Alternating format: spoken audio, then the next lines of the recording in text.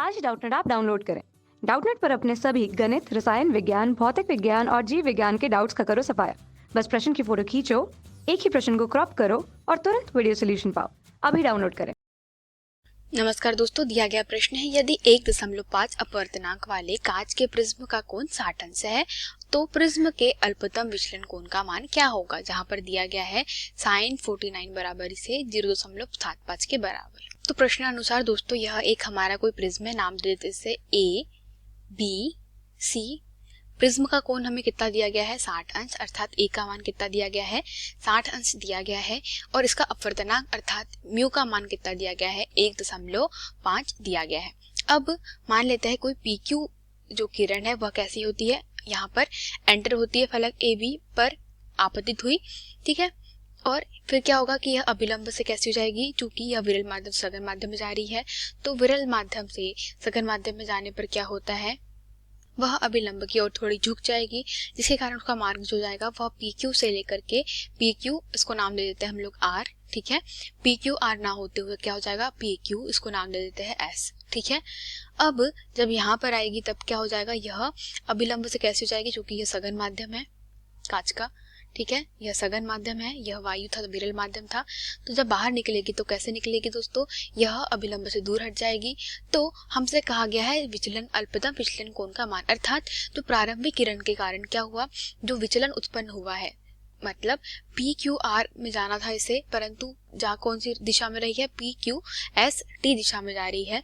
तो जो कह सकते हैं टी एस, यहाँ पर नाम दे दूं मैं ओ आर जो है, हमें उसका मान ज्ञात करना है। उसे ही क्या कहते हैं अल्पतम विचलन कोण डेल, ठीक है। तो यहाँ से हम लोग दोस्तों हम लोग जानते हैं जो सूत्र होता है किसी भी प्रिज्म के अपवर्तनांक हेतु, वह क्या होता है, प्रिज्म के अपवर्तनांक हेतु, ठीक है, वह होता है म्यू बराबर से साइन ए प्लस डेल न्यूनतम विचलन कोण को दोस्तों हम लोग डेल एम से प्रदर्शित करते हैं। तो यह हो जाएगा डेल एम बाई 2 के बटे में साइन ए बाई 2 के बराबर, ठीक है। यह होता है प्रिज्म के लिए अल्पतम विचलन कोण की परिस्थिति में अपवर्तनांक हेतु सूत्र। तो हमारे पास में क्या क्या दिया गया है दोस्तों, हमारे पास में दिया क्या गया है, हमें म्यू का मान दिया गया है, प्रिज्म का कोण ए का मान दिया गया है, हमारे पास में हमें ज्ञात क्या करना है, अल्पतम विचलन कोण ज्ञात करना है, जो कि क्या क्या दिया गया हमारे पास में म्यू बराबर से 1.5, ठीक है 1.5। उसके बाद ए का मान कितना है 60 अंश, और ज्ञात क्या करना है डेल एम ज्ञात करना है। तो यहाँ पे सूत्र, इसको समीकरण क्रमांक 1 नाम दे देते हैं। तो समीकरण क्रमांक 1 में मान रखने पर क्या हो जाएगा, न्यू बराबरी से सूत्र क्या है sine A plus del M by 2।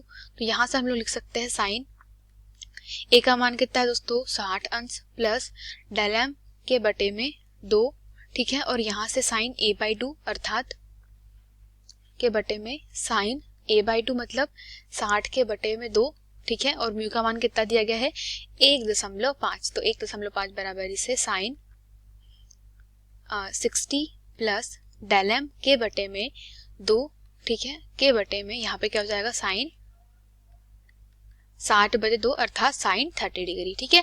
अब साइन 30 डिग्री हम लोग साइन 30 का मान होता है 1/2, ठीक है। तो हम लोग यहाँ से लिख सकते हैं साइन 30 का अगर मान हम 1/2 या इसको लिख सकते हैं हम लोग साइन 30 बराबर से कितना होता है दोस्तों, वह होता है 1/2 या 0.5 के बराबर होता है।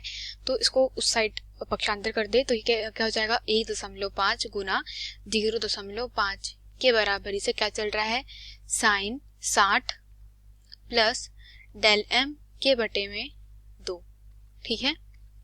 अब इसको आगे हल करेंगे दोस्तों, तो इसका मान कितना आ जाएगा, यह आ जाएगा 0.75 के बराबरी से साइन 60 प्लस डेल एम के बटे में 2 के बराबर चल रहा है, ठीक है। या तो दोस्तों हमें यहाँ पे 0.75 का मान दिया गया है। अगर जैसे आप प्रश्न में पहले देखें तो हमें साइन 49 बराबर से कितना बताया गया है 0.75 बताया गया है।